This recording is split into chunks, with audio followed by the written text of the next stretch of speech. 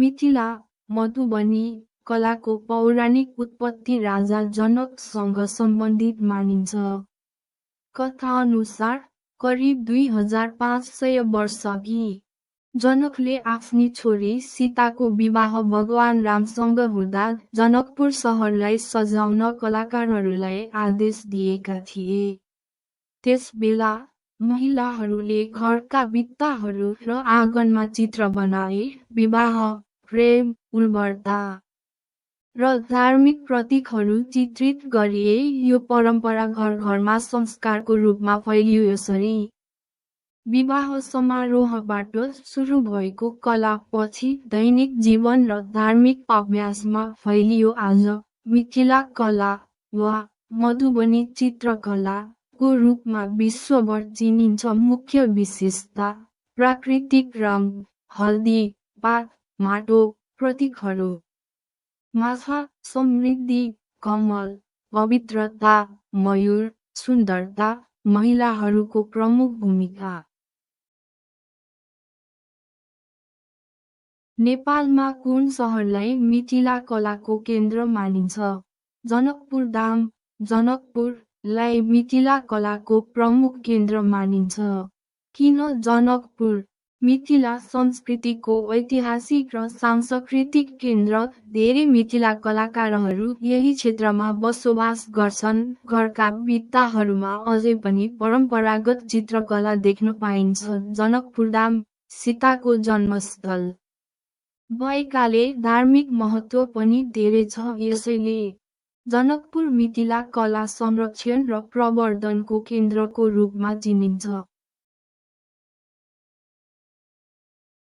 यी चित्रहरू बनाउन प्रयोग हुने सामान्य उपकरणहरू के हुन्? मिथिला मधुबनी चित्र बनाउनका लागि परम्परागत रूपमा साधारण र प्राकृतिक उपकरणहरू प्रयोग गरिन्छ। मुख्य उपकरणहरू: पौला, फिङ्गर, सिधै हातले चित्र बनाउने परम्परा, धागा वा काठका टुक्रा, रिग्स, ब्रसको रूपमा प्रयोग गरिन्छ, दियासलाई काठी, म्याचस्टिक्स, साना रेखा र बुट्टा बनाउन उपयोगी निब पेन। निब पेन सूक्ष्म डिजाइन र रेखा बनाउन, कपास वा कपडाका टुक्रा, रङ, वर्ण र छायाङ्कन गर्न। यी सरल उपकरणहरूले नै मिथिला कलालाई प्राकृतिक, मौलिक र विशेष बनाउँछन्। यस कलाका परम्परागत सिर्जनाकर्ता को हुन्? मिथिला मधुबनी कलाका परम्परागत सिर्जनाकर्ता मुख्य रूपमा महिलाहरू हुन्। मुख्य बुँदाहरू: महिलाहरूले घरको भित्ताहरू र आँगन सजाउने क्रममा यो कला विकास गरिन्। यो कला पारिवारिक परम्पराको रूपमा आमादेखि छोरीमा सर्दै आएको हो। विशेष गरी विवाह, पूजा र चाडपर्वमा चित्र बनाउने चलन थियो। यसैले मिथिला कला महिलाहरूको सृजनशीलता र परम्पराको प्रतीक मानिन्छ। परम्परागत मिथिला कलामा प्रयोग हुने रङहरू कहाँबाट आउँछन्? परम्परागत मिथिला मधुबनी कलामा प्रयोग हुने रङहरू प्राकृतिक स्रोतहरूबाट तयार गरिन्छन्। मुख्य स्रोतहरू: बोटबिरुवा र पातहरूबाट हरियो रङ, पात, घाँस, फुलहरूबाट रातो, पहेँलो, गुलाबी जस्ता रङ, मसला र बालीहरूबाट हल्दीबाट पहेँलो इत्यादि। काठ र छालाबाट खैरो वा गाढा रङ, माटो र खनिजबाट कालो, सेतो, रातो माटोका रङ। विशेष कुरा: रङहरू प्राय चामलको पिठो, गोन्द, गम वा पानीसँग मिसाएर तयार गरिन्छन्। यसले रङलाई टिकाउ र प्राकृतिक बनाउँछ। यसरी मिथिला कलाका रङहरू प्रकृतिसँग नजिक रहँदै परम्परा र वातावरण मैत्री तरिकाले तयार गरिन्छन्। आधुनिक समयमा मिथिला कला धेरै रूपमा विकसित भएको छ। विकासका मुख्य पक्षहरू: माध्यमको विस्तार। पहिले भित्तामा बनाइने चित्रहरू अहिले कागज, क्यानभास, कपडा, साडी, झोला, मा पनि बनाउन थालिएको छ। अन्तर्राष्ट्रिय पहिचान मिथिला कला अहिले विश्वभर प्रदर्शनी, ग्यालरी र अनलाइन प्लेटफर्म मार्फत चिनिएको छ। डिजिटल प्रयोग कलाकारहरूले डिजिटल आर्ट, ग्राफिक डिजाइन र प्रिन्ट मिडियामा पनि मिथिला शैली प्रयोग गर्न थालेका छन्।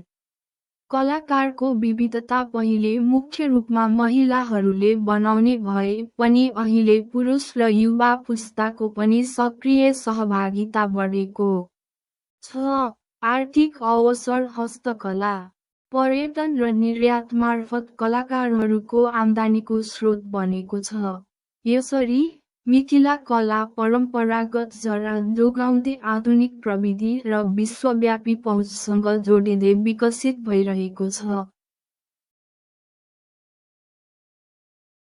मिथिला कलाका 5 मुख्य शैलीहरू के हुन्? मिथिला मधुबनी कलामा सामान्यतया निम्न 5 मुख्य शैलीहरू पाइन्छन्। भरनी शैली, बार्नी, चम्किला रङहरू प्रयोग गरिन्छ। देवी देवता, धार्मिक कथा र पौराणिक विषयवस्तु चित्रण। कचनी शैली, कस्नाई रेखा, लाइनवर्कमा आधारित साना साना रेखा र ह्याचिङ प्रयोग गरेर डिजाइन बनाइन्छ। प्राय कम रङ वा एकै रङको प्रयोग। तान्त्रिक शैली, तान्त्रिक, धार्मिक र तान्त्रिक देवताहरू जस्तै काली, दुर्गा को चित्रण विशेष पूजा र साधनासँग सम्बन्धित। गोवना शैली, गर्ना परम्परागत ट्याटू गोवनाबाट प्रेरित सरल र दोहोरिने रिपेटाइटिभ ढाँचाहरूको। हबर शैली, ओभर विवाहसँग सम्बन्धित चित्र। उर्वरता, प्रेम र वैवाहिक जीवनका प्रतीकहरू, कमल, बाँस आदि प्रयोग। यी सबै शैलीहरूले मिथिला कलाको विविधता र सांस्कृतिक गहिराई देखाउँछन्।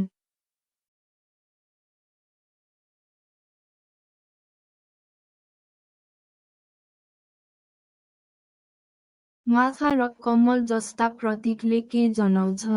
मिथिला कलामा यी प्रतीकहरूको गहिरो अर्थ हुन्छ। माछा, फिस, समृद्धि, उर्वरता, फर्टिलिटी र जीवनको निरन्तरता जनाउँछ।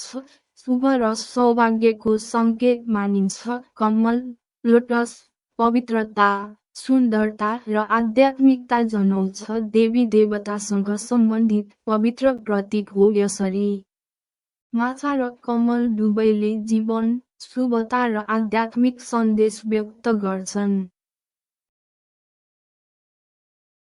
मिथिला संस्कृतिमा अरिपन के हो? अरिपन मिथिला संस्कृतिको एक परम्परागत गुहमा बनाइने सजावटी चित्र रङ्गोली हो, जुन विशेष गरी धार्मिक तथा सांस्कृतिक अवसरहरूमा बनाइन्छ। मुख्य विशेषताहरू: स्थान, घरको आँगन, पूजास्थल वा गुहमा बनाइन्छ। सामग्री: चामलको पिठो, चोखो, पानी र प्राकृतिक रङहरू प्रयोग गरिन्छ। अवसर: पूजा, व्रत, विवाह, चाडपर्व आदिमा बनाइन्छ। डिजाइन: ज्यामितीय आकार, फूल, कमल, मण्डल जस्ता प्रतीकात्मक आकृतिहरू। अर्थ र महत्त्व: धार्मिक रूपमा शुभता र पवित्रताको प्रतीक। देवी देवतालाई स्वागत गर्ने र आशीर्वाद प्राप्त गर्ने माध्यम। घरमा सौन्दर्य र सकारात्मक ऊर्जा ल्याउने विश्वास। सरल शब्दमा अरिपन भनेको मिथिला संस्कृतिको पवित्र र शुभ भूचित्र कला हो। आधुनिक समयमा मिथिला कला धेरै रूपमा विकसित भएको छ। विकासका मुख्य पक्षहरू: माध्यमको विस्तार: पहिले भित्तामा बनाइने चित्रहरू अहिले कागज, क्यानभास, कपडा, साडी, झोलामा पनि बनाउन थालिएको छ। अन्तर्राष्ट्रिय पहिचान: मिथिला कला अहिले विश्वभर प्रदर्शनी, ग्यालरी र अनलाइन प्लेटफर्म मार्फत चिनिएको छ। डिजिटल प्रयोग कलाकारहरूले डिजिटल आर्ट, ग्राफिक डिजाइन र प्रिन्ट मिडियामा पनि मिथिला शैली प्रयोग गर्न थालेका छन्। कलाकारको विविधता पहिले मुख्य रूपमा महिलाहरूले बनाउने भए पनि अहिले पुरुष र युवा पुस्ताको पनि सक्रिय सहभागिता बढेको छ। आर्थिक अवसर हस्तकला, पर्यटन र निर्यात मार्फत कलाकारहरूको आम्दानीको स्रोत बनेको छ। यसरी मिथिला कला परम्परागत जरा जोगाउँदै आधुनिक प्रविधि र विश्वव्यापी पहुँचसँग जोडिँदै विकसित भइरहेको छ।